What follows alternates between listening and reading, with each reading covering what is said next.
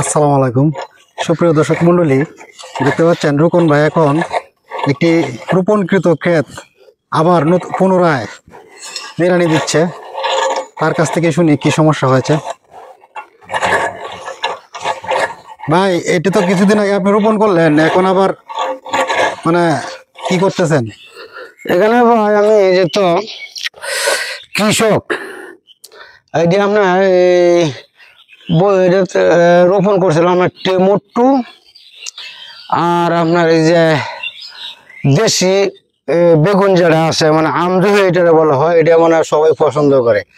এটা সিজনে ভালো দাম পাওয়া যায়, 120 টাকা থেকে 130 টাকা পর্যন্ত ভাই ওইটা বিক্রি করা যায়, মানে করতে পারি। গত সিজনে আপনার এই দূর জায়গার মাধ্যমে আমার প্রায় 1.5 লক্ষ টাকার মতো আমার আয় ছিল, শুধু খালি এই যে টমেটো আর এই যে দেশি বেগুন রোপণ করিয়া।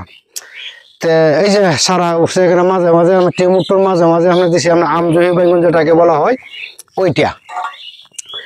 আর বিশেষ কথা হলো যে কিছুদিন আগে একটা বৃষ্টি হয়েছিল, বৃষ্টির সময় কিন্তু আমার এখানে পানি ছিল প্রায় এই 1 দূর পর্যন্ত পানি ছিল, আমার পানি উঠে গেছিল।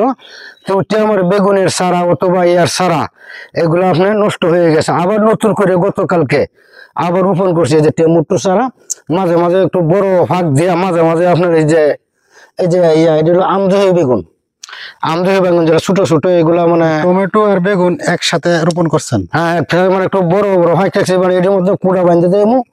আর এটার মধ্যে তোর কিন্তু এটা তো গাছটা নিশা, যেটা আপনার এই গাছটা যেটা বলা হইতেছে যে আপনার এই যে আমদুহি যেটা, ওইটা তো আপনার একটু ইয়ার থাকবে, মানে নিচে থাকবে, নিচে থাকবে।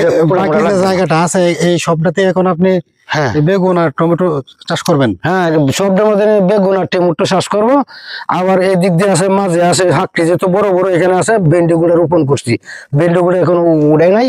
তো এখন একটু মানে এই যে এগুলো ইয়া করে মানে যেহেতু একটু আমি মানে জায়গাটা একটু আগে যেহেতু গাছটা কিছু উঠে যেতেছে, এই যে আগে যে আপনার ইয়া করছিলাম লাল শাক অথবা আপনার মূলা, এটা আমার চাষ করছিলাম, এগুলো তো তুললে মানে একটু বড় হইলে একটু তুললে পরে থাকবো আপনার শুধু খালি ইয়া বেগুন আর টমেটো যারা এটা থাকবো। আর এই যে এটা একটু ইয়া করতেছে, এই যে এটাতে তখন একটু কুড়া দেয়া উপরে গাছটা তো না প্রথমে উঠতে যাবে, এটা একটু পরে উঠবে।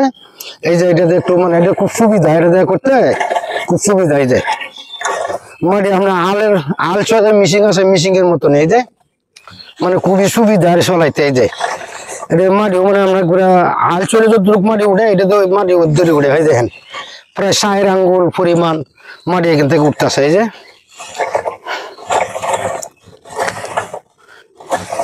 আচ্ছা, ধন্যবাদ ভাই, আপনাকে অসংখ্য ধন্যবাদ।